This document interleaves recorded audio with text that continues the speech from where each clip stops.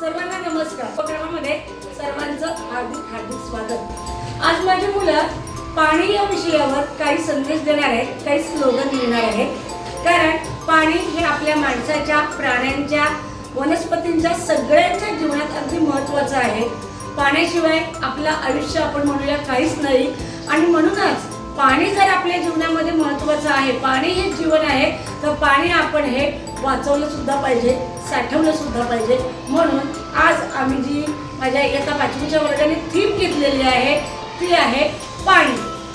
पाणी आहे जिथे भविष्य आहे तिथे, पाणी आहे